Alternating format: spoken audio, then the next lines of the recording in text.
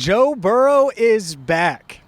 Hi again, everyone, and welcome into Cincinnati Bengals Talk. I'm James Rapien of allbengals.com, and that is right, number 9, back throwing passes. We're going to break down his day and so much more here on our practice report. Make sure you hit that subscribe button as we get really close to 20,000 subs. Shout out to you for making it and getting us this far. By the way, this training camp report brought to you by Rivertown Inquiry, rivertowninquiry.com. Go there now for all of the orange and black gear you want this season. And Joe Burrow back. Joe Burrow was throwing passes. He was out here, didn't look limited at all. Just asked Zach Taylor about that, and he's like, look, we're just easing him back in. And they might have eased him back in, but he dropped plenty of dimes. I think that's what the kids call it these days. He was dropping dimes in 7-on-7s. Didn't partake in 11-on-11s, which makes sense considering he hasn't participated in training camp since undergoing that appendectomy on July 26th.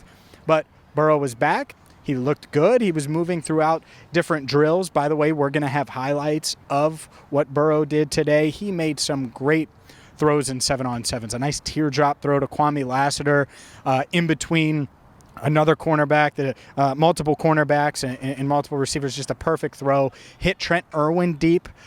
So he's looks like old Joey B. And so that's really good to see because, let's be honest here, if the Bengals are going to get where everyone watching this hopes they get to this year, Joe Burrow is going to have to take them there. Some other practice notes. Jackson Carman did not participate. Doesn't seem like it's anything serious, according to Zach Taylor. But that left guard position very much in flux right now, and it's a real, true battle. And Cordell Volson is firmly in the mix there, so we'll see what happens. He did take reps with the first team today, as did Kwame Lassiter at receiver. Good to see him. T. Higgins got involved in some 11-on-11 today, which was good to see around the goal line. But it was Joe Burrow's day. And it should be, right? And he really looked like his normal self. There really wasn't much there. Now, I'm sure he's going to have to build up some conditioning. I'm sure he's going to have to do a couple of things to get himself ready to go for games. And naturally, the next step will be 11-on-11 at some point. But that point isn't today. But he looked like he could go. And so that's where you're at. The regular season still more than 3 weeks away, on September 11th. So plenty of time to get him ready to go and fully back involved here. Yes, but looked the part. Threw to Hayden Hurst, we'll have a clip of that. Threw to Jamar Chase, we'll have clips of that. Threw to a bunch of different guys during the individual portion. And that's what you want to see. So Joe Burrow, good. Left guard in flux.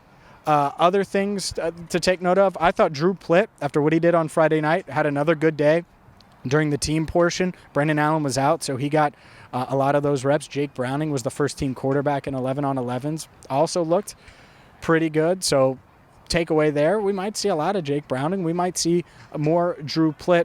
It's also worth noting that the Bengals did cut 3 players today to get down to 87 players on the roster, including Puka Williams, who I knew had a pretty big following here on YouTube. Puka Williams no longer a member of the Bengals, and neither is Wyatt Hubert, who they placed on the reserve retired list. So the Bengals roster currently stands at 87, but with Hubert on the reserve retired list, they need to get down to 85 by Tuesday. So we could see another roster move or 2 coming in the next day or 2, guaranteed next 2 days, but that certainly could happen.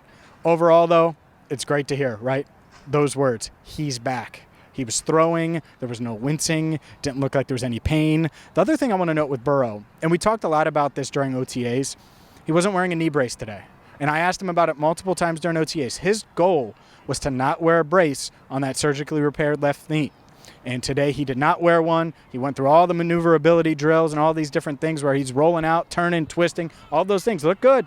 And obviously we're not necessarily concerned about the knee. It was how that core was going to be.